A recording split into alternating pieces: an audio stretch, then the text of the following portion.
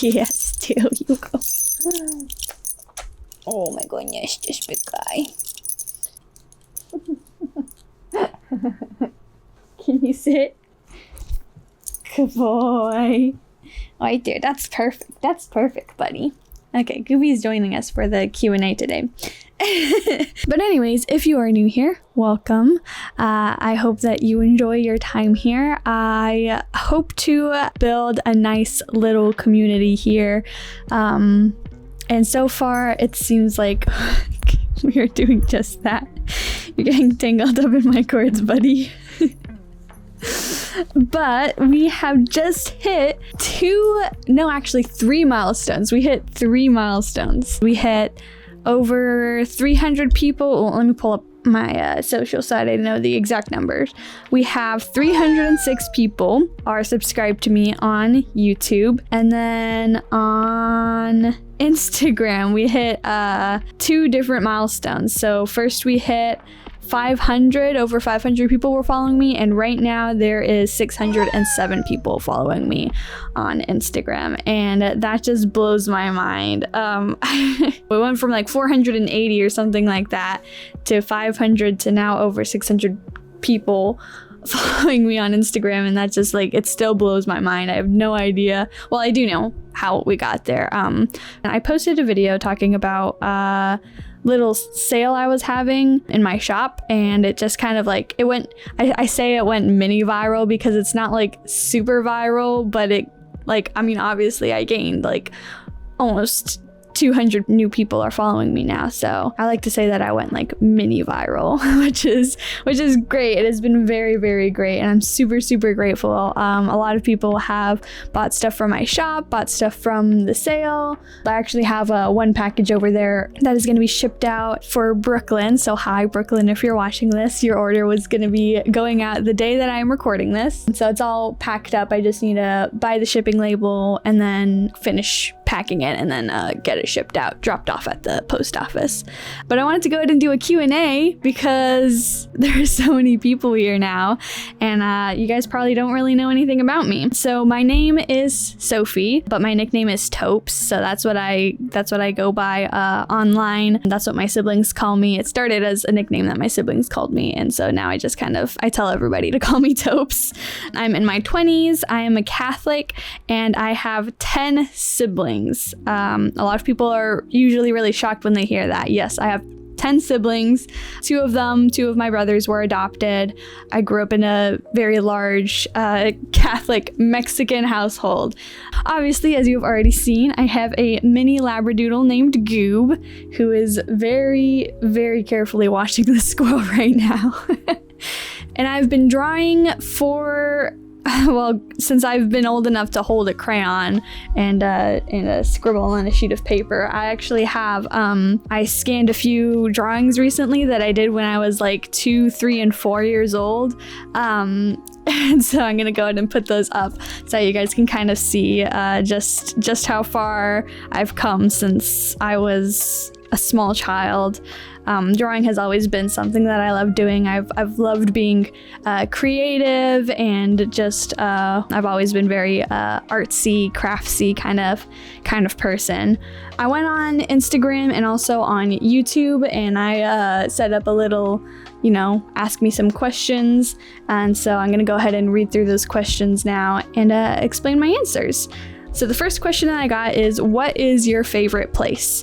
And I didn't really know how to answer this one because I guess I just like being at home. I just like being at home with my dog, or being anywhere with my family, especially like with my cousins, or like being outside when the weather is nice. I love like fall weather, so being anywhere during the fall. When the leaves are brown and it's like nice and cool and I can wear a sweater without sweating all over. I don't know. I didn't really know how to answer this question, but I mean, I guess at home with my dog, with my family, that would have to be my number one most favorite place. The next question, what made you choose plushies? I know they're harder than stickers and keychains. And honestly, they may be harder than stickers and keychains, but they're easier than crocheting or knitting toys. So I actually originally started, before I was really like selling anything online, I started by crocheting and knitting toys.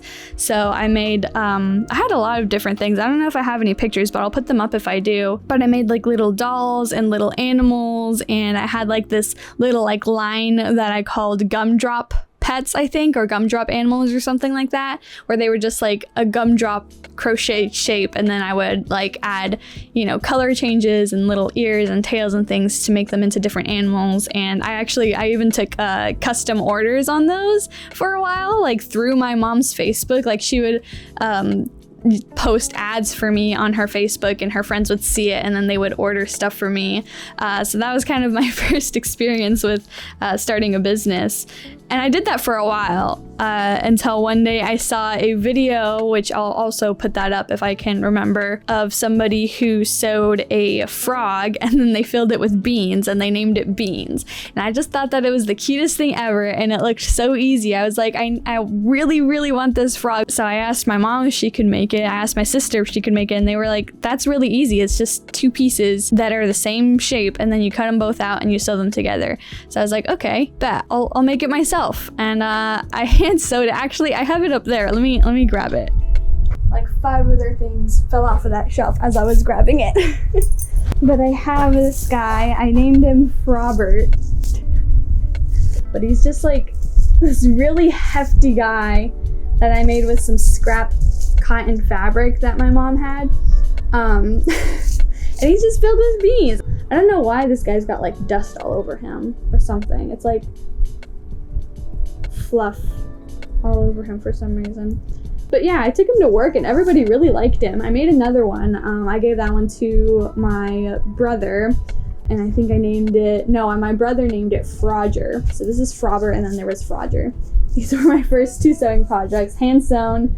For a long time I was hand sewing everything I made. I made a few sort of like this, but they were much smaller, and I filled them with quinoa. And this is where we start getting into where I am today. Oh, I just realized I'm not even holding the mic. I hope the audio in that isn't just like crap. But yeah, I made smaller frogs and I filled them with quinoa. And then my sister let me borrow her sewing machine, and I started sewing things with a machine. And I realized that it is so much easier, so much faster too, than crocheting and knitting things, which is why I started sewing plushies, because it's actually, for me, it was faster than what I was doing before. So even though it's like harder than the stickers and keychains and other things in my shop, it definitely takes a much longer time. It's actually easier than what I was doing before for my business. Yeah, it's been a very long journey. The next question I got was, how do you make your stegosaurus? I actually might make a video on it someday, because I made a video a while ago on how I make my little frogs. And you can go back. I think that was probably one of the first videos I posted on YouTube. It actually might have been the very first video I posted. And it's just a video sort of tutorial kind of thing on how I make my frogs. Yeah, that was actually back when I was sewing on the floor. I didn't have like a table where I was sewing, so that video is definitely quite outdated. But yeah, I have like a pattern that I just kind of came up with. I knew I wanted a stegosaurus, so I drew it up. I personally don't feel like the pattern is anything special yet. I've thought about selling my sewing patterns and then just like offering them on my shop as a digital download that people can print out and make things themselves. But I feel like all of the patterns that I've made are I feel like they're not really good quality, and I understand how to use them, but I don't know if I could teach other people how to use them. I don't know. I feel like my patterns aren't great quality enough yet to sell. I might make a video someday on how I make my stegosaurus, just because that isn't one of my patterns that I made that I am pretty proud of, but I might not. So we'll see. How did you choose the animals for your products? Are they your favorite ones? Yes and no. Obviously, I love frogs and dogs and dinosaurs, but I also pull inspiration from, like Pinterest, Instagram, things that I see other people making. And I also have a couple of vintage sewing books, which I'll put the covers up here, the covers and the names up here, so you guys can see. I don't even know how I found them.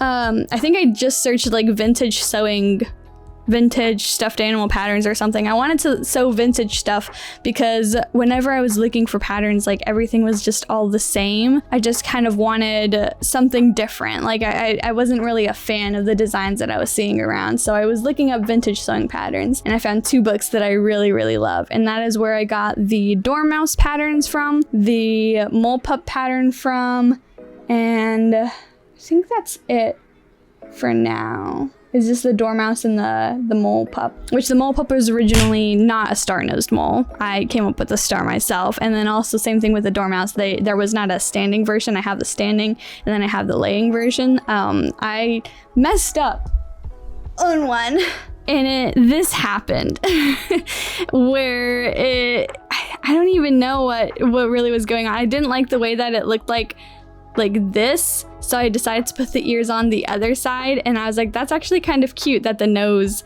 goes like that. So that's why I came up with the standing version. So I do still have like my own creative liberties. Oh, and also in the original pattern, the tails are straight, but I thought it would be so cute if I made the tail like a spiral, so it was kind of curly. So that's another thing that I added myself. So I like to take ideas and concepts from things that I see and then just kind of turn it into my own thing. Sometimes I'll see like a stuffed animal at a store and I'll just take pictures of it so I can try and figure out how it's constructed, so I can kind of recreate something similar on my own. The dormouse and the star-nosed mole, I wouldn't say they're my favorite animals, but I do like them. I do appreciate them. They're very, very cute. I didn't even know what a dormouse was until I saw the pattern in the book. So yeah, it's kind of a yes and no for that one. Also, I'm probably going to be editing out so much because I'm just I'm very verbose.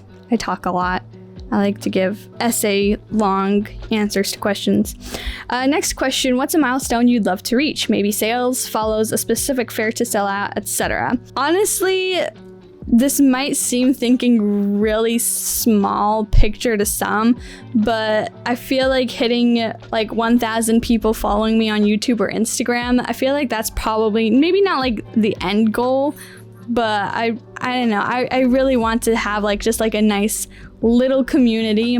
I don't really want to be famous. I just kind of want to be, I don't know what the word for it is. I just want to have like a nice community. That's what this whole internet thing is about for me, is community. I would love to be also in terms of like a specific like fair to sell at, I would love to sell out one of those really large indoor events, the ones that usually cost like hundreds of dollars just to have like a 6 or 8 foot table. Like Renegade is one that I've looked at. I've seen other artists vend at, and it looks like a lot of fun. I don't know if I would like ever fly anywhere to do a market, not until if I know that it would be worth it. Another goal that I have, which is like a very long-term goal that I've had for a while, is I want to someday be able to make enough shop sales every month to cover my monthly bills.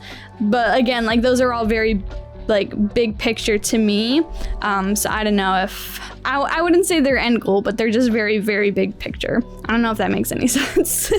Next question, what's your favorite part about being an artist? And it is definitely 100% the creativity and being able to make things out of my art. I remember the first time I made a sticker with my artwork. It just felt really crazy to have something that I drew and then like holding it in my hands and then being able to like stick it onto things.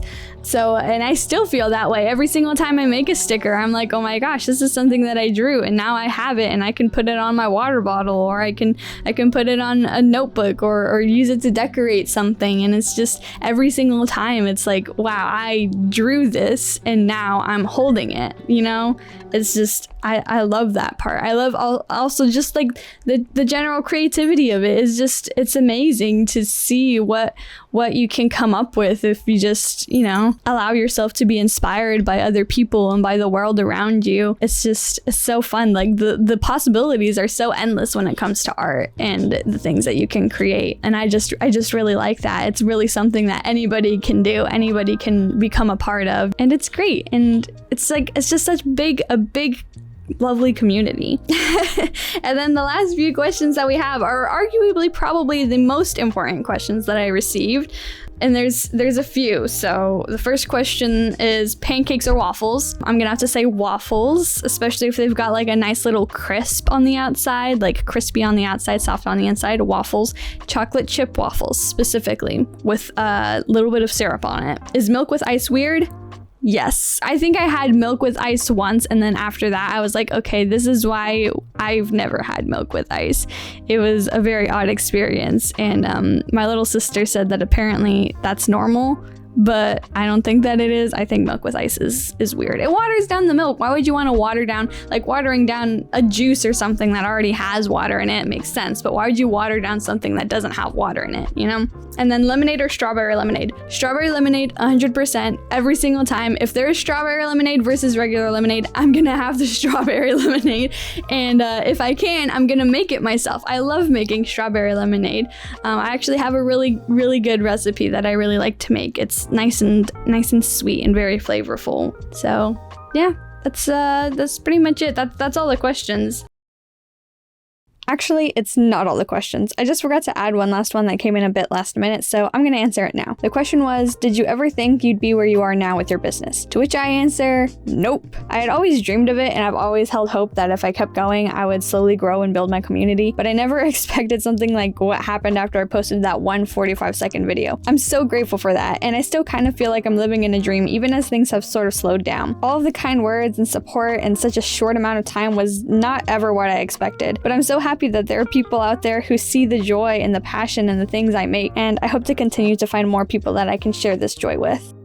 I don't know if there was anything else I was gonna say. I have literally like a little Notion notes page with all the questions and like basic answers to help me figure out, just little notes so I don't forget anything, and that's all I wrote. I didn't write anything for after, so oh, actually I do remember there was something I wanted to say for this video. In celebration as well for all of the lovely support that I have gotten over the past couple weeks, I also wanted to do another shop sale. So my first shop sale was for the quinoa filled plushies that I am trying to, I can't think of a nicer way to say it, but I'm trying to get rid of them. I'm trying to make room for all of the glass bead filled plushies that I'm gonna make. So that sale is gonna keep going until all of the quinoa filled plushies fell out. Like, that one's never going to end.